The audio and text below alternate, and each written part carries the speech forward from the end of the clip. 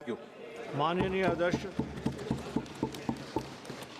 श्री राजीव राय जी,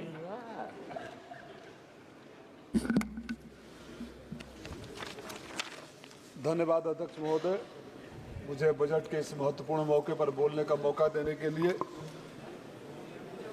अध्यक्ष जी, अगर आप इस बजट को ध्यान से पढ़ेंगे और समझने की कोशिश करेंगे तो ये बजट कुछ और नहीं, भारतीय जनता पार्टी के झूठे दावों, झूठी बातें और जुमलों को चीख चीख कर आईना दिखाने वाला बजट है।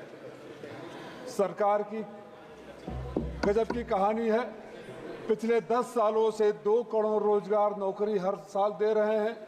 माननीय प्रधानमंत्री जी कुछ दिनों पहले बोले थे कि 3-4 साल में 8 करोड़ नौकरी और रोजगार दे दिए, लेकिन कमाल की बात है कि जो 80 करोड़ लोगों को 5 किलो राशन बरसों से दे रहे हैं, 79 करोड़ 99,09,999 अभी तक नहीं हुआ, 80 करोड़ ही है। दोनों एक साथ कैसे हो सकता है?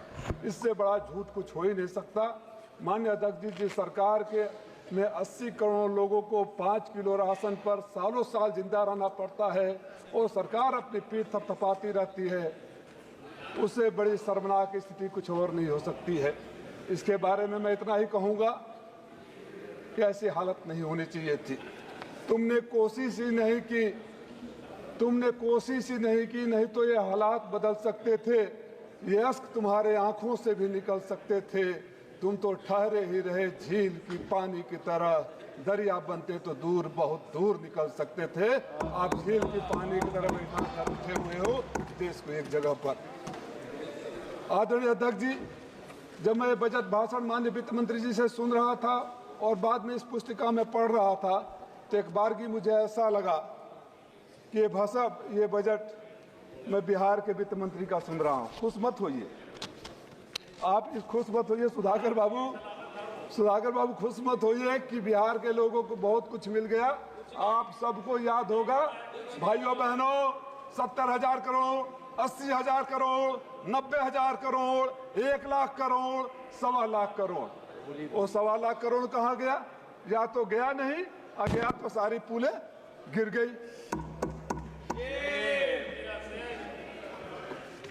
मैं अध्यक्ष जी बड़ा चिंतित हूं 2 बातों को लेकर।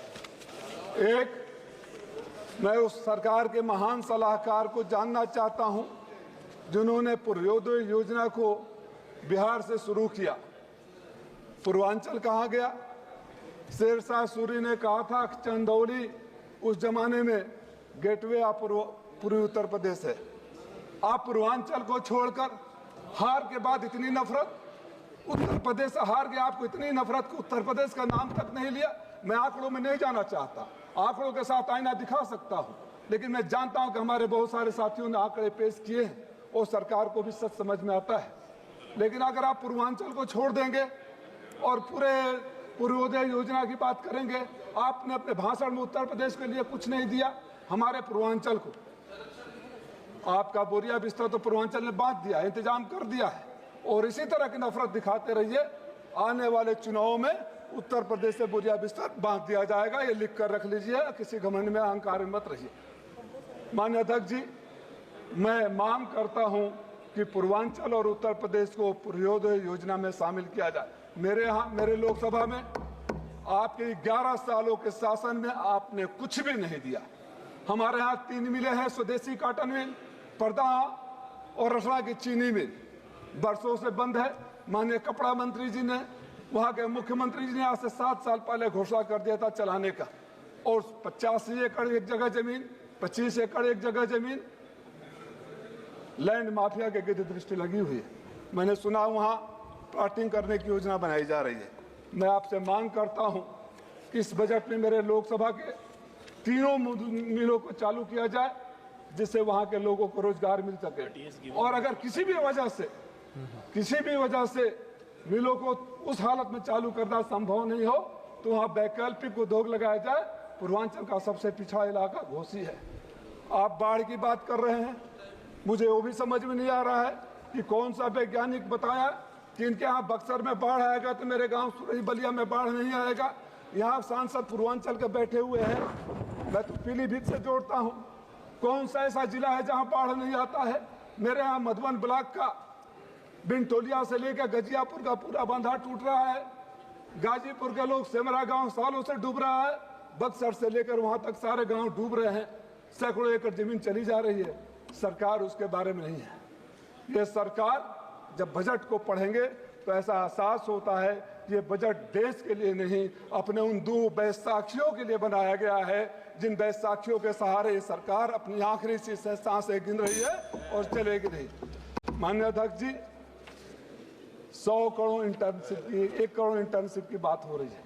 जो लोग 2 करोड़ रोजगार, 10 करोड़ रोजगार की बात कर रहे थे, 1 करोड़ के इंटर्नशिप पर आ गए। वो भी एक इमेजिनरी फिगर है, छलावा है, झूठ है। 500 कंपनियों में आप नहीं दे सकते। आप अग्निवीर से भी ज्यादा खतरनाक योजना नौजवानों के लिए ला रहे हैं, जो 1 साल में उनको सड़क पर खड़ा कर देंगे। आप तो नौकरी और रोजगार की बात करते थे। मैं आपसे मांग करता हूं कि हमारे पूर्वांचल के इलाके को पूर्वोदय योजना में शामिल किया जाए।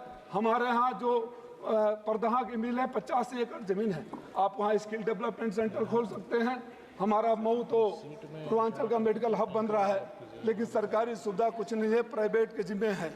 अगर वहाँ मल्टी स्पेशलिटी हॉस्पिटल बन जाए, ट्रॉमा सेंटर बन जाए, स्किल सेंटर बन जाए, बुनकरों का इलाका है, साड़ी प्रोसेसिंग यूनिट बन जाए, हमारे मऊ की हालत बड़ी बुरी तरह खराब है।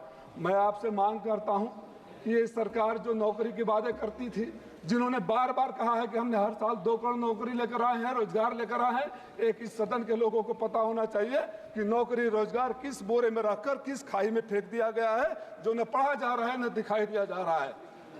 आप झूठे दावे बंद करिए, मैं आपका समय ज्यादा नहीं लूंगा। जो झूठे वादे करते हैं, आप बजट में हर साल बातें करते हैं, पिछली बजट की बात नहीं होती है, वो पैसे कहाँ गए? आप तो कुछ इस तरह एहसान करते हैं हुजूर कि अपने बातों से इस आवाम पर कुछ इस तरह एहसान करते हैं।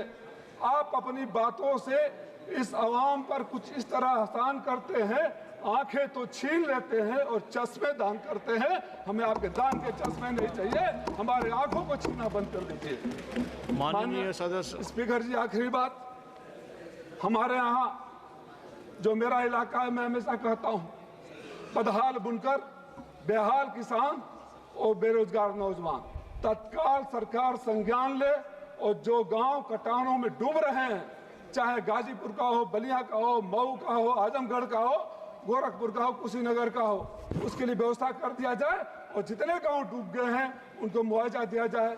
आपने मुझे समय दिया, बहुत सारी बातें बोलनी थी, समय का भाव में नहीं बोल रहा हूं, लेकिन उम्मीद है कि सरकार संवेदना के साथ सुनेगी, समझेगी और हमें भी मौका देगी आगे बढ़ने का। धन्यवाद। माननीय